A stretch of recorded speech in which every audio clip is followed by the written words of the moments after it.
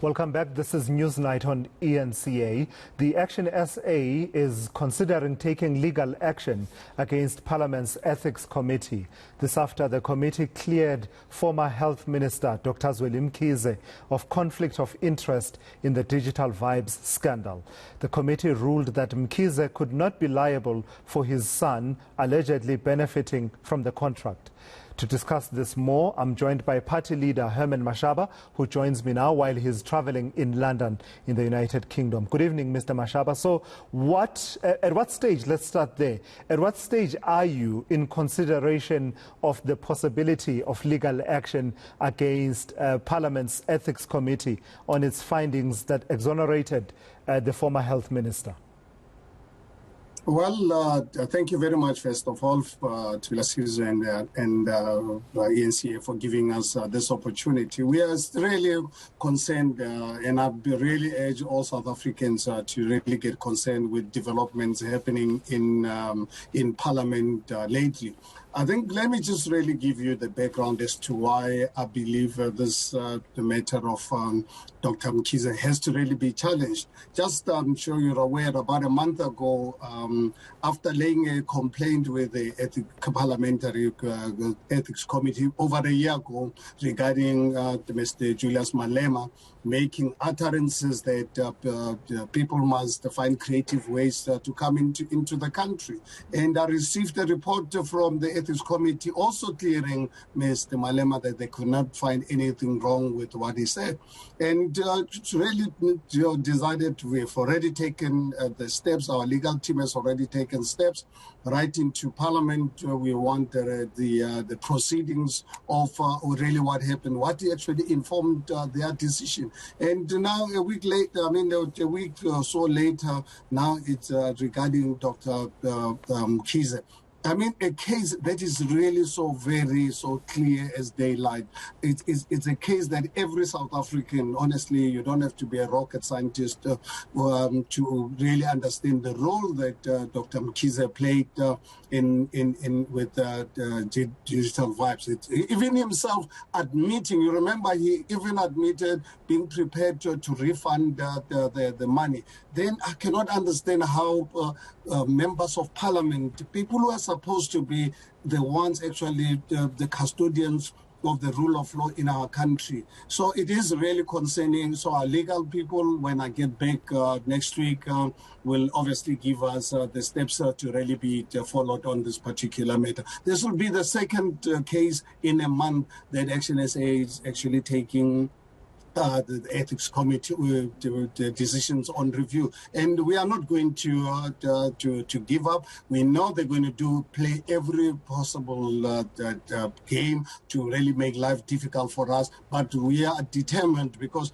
if we compromise on this, if we don't really follow up on this matter, South Africa will collapse, because the rule of law is actually the foundation of any civilized society. So I take it that the reasons for the exoneration of Dr. Mkhize that were forwarded and advanced by the majority of the Ethics Committee, I take it you don't buy into those. For instance, the reasoning that says, in terms of the code of ethics for members of the National Assembly and disclosures of their interests, his son, Dedani Mkhize, is not, strictly speaking, a dependent, because he's an adult male who is not dependent on Dr. Mkhize financially. I take it you poo-poo that suggestion and finding.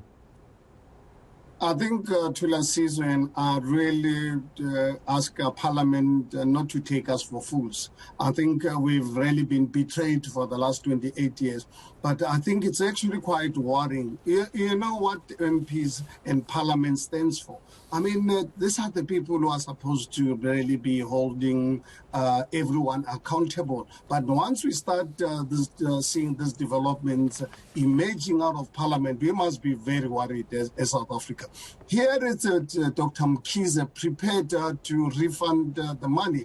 but Parliament does not really see anything wrong with this. The SIU themselves, on the same day that we received the report from Parliament, they were saying, no, absolutely, they're going, after Dr. Mkhize and everyone who was involved to recoup the money.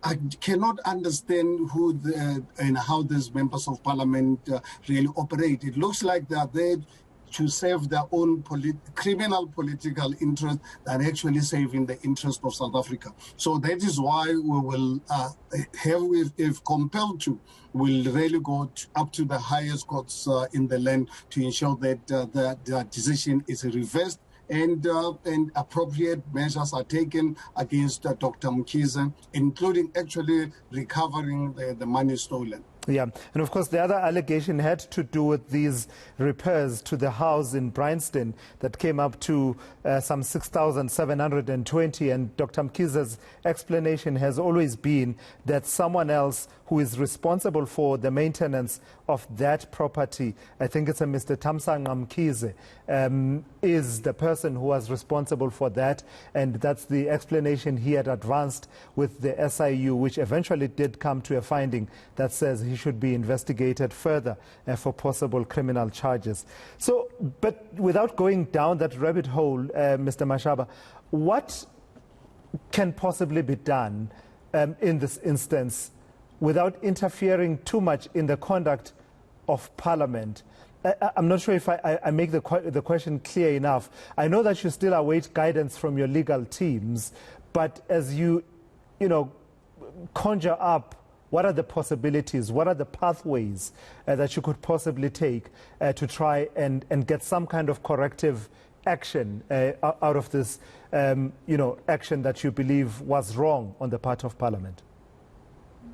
Well, look, I think I see us not having any choice than actually, in the event that we don't get the cooperation from Parliament, that we then have to really approach the courts. I think the Constitution of the Republic of South Africa allows us to use the courts as our last resort, even cases where parliamentarians are actually failing us, because here it's a clear dereliction of their duty. They are here to protect one another. In fact, I just want to remind South Africans about these politicians in government. Remember a few years ago with Jacob Zuma, with Nkandla, people having even the audacity to parade in front of the nation a swimming pool, saying a swimming pool it's a fire pool.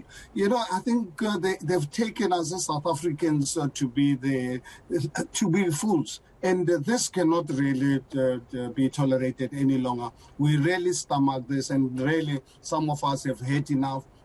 We cannot allow this country to really collapse at this stage. So what we then need to do in the process, awaken South Africans. 2024 is around the corner. Let us ensure that we go out and vote. Let us put in politicians and members of Parliament we can hold accountable. We cannot have politicians and members of Parliament who are there to do wrong things, and we keep on voting for them.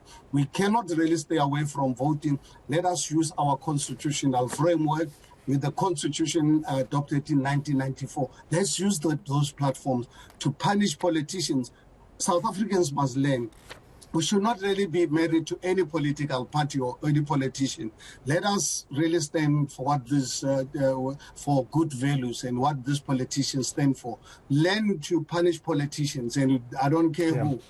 Vote politicians in, vote politicians out, and you don't have to really be married to any political party. Stand for what these politicians and political parties stand for.